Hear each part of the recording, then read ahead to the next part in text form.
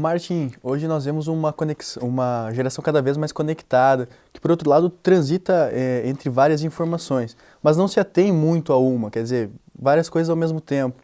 Como que a comunicação deve se portar para tratar com essa nova geração agora? Bom, isso que está falando é uma coisa interessante. Existe hoje uma espécie de ah, ideia assim, que se consagrou que é uma nova geração que tem um jeito diferente de se comunicar e tal. Acho que isso a gente podia, talvez, falando sobre isso, recortar um pouco e dar uma atenção para esse componente, né? Porque a forma como as pessoas lidam com os meios é fundamental para a gente planejar a comunicação, para criar estratégias de construção de marca, para, enfim, construir as mensagens, as campanhas que a gente precisa com os públicos. Mas essa ideia geracional a gente precisa dimensionar, assim, porque está acontecendo um fenômeno que essa fartura de recursos, de informação, está virando uma espécie de natureza, né? É natural para essas pessoas já terem todos esses recursos disponíveis. E o fato de estar se desenhando essa grande riqueza de acesso não quer dizer necessariamente que a gente está reconhecendo um novo padrão de organização das pessoas individualmente. Elas continuam, de alguma forma, tendo focos muito tradicionais, assim, focos nos seus relacionamentos dos seus grupos sociais, focos nos seus interesses de entretenimento.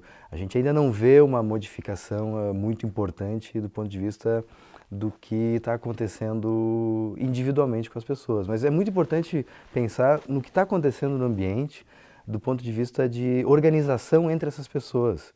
A nossa estrutura de sociedade, ela está passando por modificações que a gente ainda acho que não percebeu, não deu ênfase suficiente.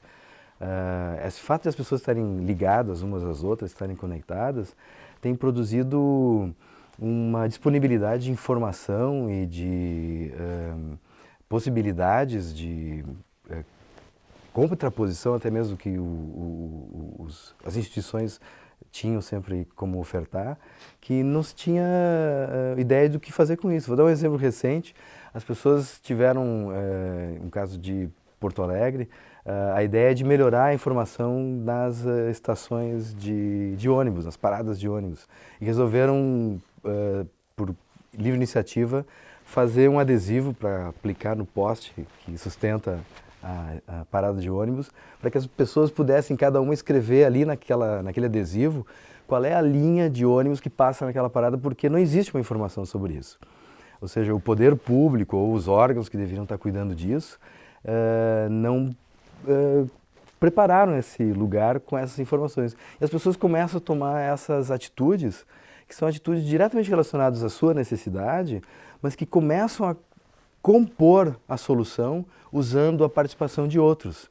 Isso é um movimento, acho que é importante em termos de que a gente tem que observar, porque ele está trazendo para o ambiente onde a gente está vivendo uma situação nova.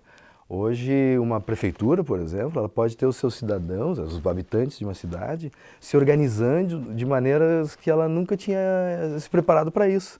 Ou seja, ela está numa situação que ela talvez tenha que se defender, ela tenha que reagir para iniciativas que são possíveis hoje por causa dessa diversidade de conexões entre as pessoas.